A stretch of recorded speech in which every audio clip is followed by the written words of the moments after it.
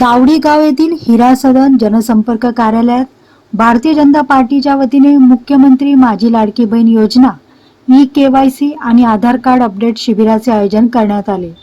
या शिबिरात नागरिकांना सुकन्या समृद्धी योजना, भारतीय डाक विभागाच्या विविध लाभदायक योजना तसेच फक्त 555 रुपयात 10 लाख रुपयांचा अपघाती विमा योजनेची माहिती व नोंदणी सुविधाही उपलब्ध करून देण्यात आली।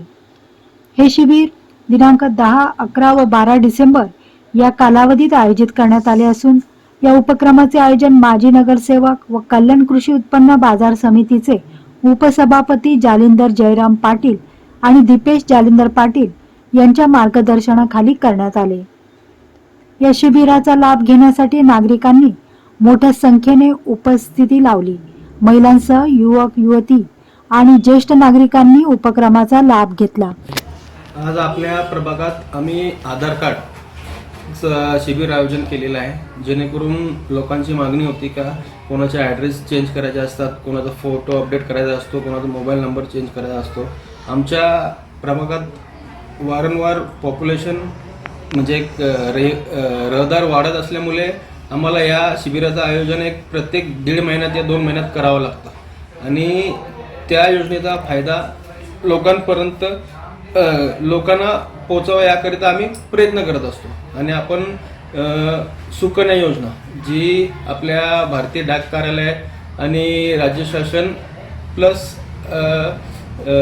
केंद्राकडनं ज्या योजना आल्यात त्या लोकांपर्यंत कशा पोहोचाव्या यात आम्ही प्रयत्नशील असतो। आता सुकन्या योजना ही 1 ते 18 वर्षाच्या वयोगटातील मुलींकरता आहे, जेणेकरून आपण तिला पुढे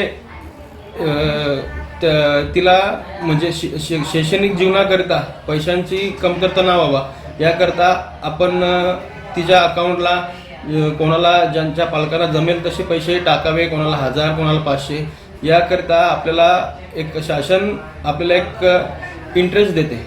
आपण जेवढे पैसे टाकणार तेवढा आपल्याला एक 10 पटीने इंटरेस्ट भेटतो आणि जेव्हा तिचं वय 15 वर्षाच्या वरती जाते तेव्हा आपण ते पैसे शैक्षणिक जीवनाकरता पण काढू शकता, प्लस तिच्या लग्नाच्या खर्चाकरता पण ते पैशांचा उपयोग होऊ शकतो। याकरिता आपण सुकन्या योजना ही चालू केली आहे। आणि दुसरा अपघाती विमा आहे, ज्यात लोकांना कोणाचा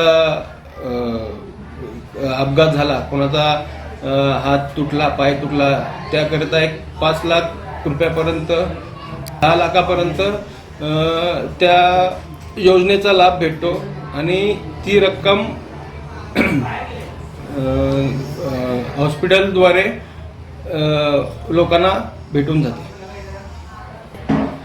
ई-केवायसी सांगू आणि आम्ही ई-केवायसी योजना जी 31 डिसेंबरपर्यंत चालू ठेवली आहे। ज्यांना कोणाला महिलांना ई-केवायसी करायची असते, ज्यांना त्रास होतोय त्यांनी आमच्या जनसंपर्क कार्यालयात येऊन ई-केवायसी करावी आणि इथे कोणताही चार्ज घेतला जात नाही ई-केवायसीला, तरी जेणेकरून जास्तीत जास्त महिलांनी या गोष्टीचा लाभ घ्यावा आणि आमच्या जनसंपर्काशी संपर्क साधावा।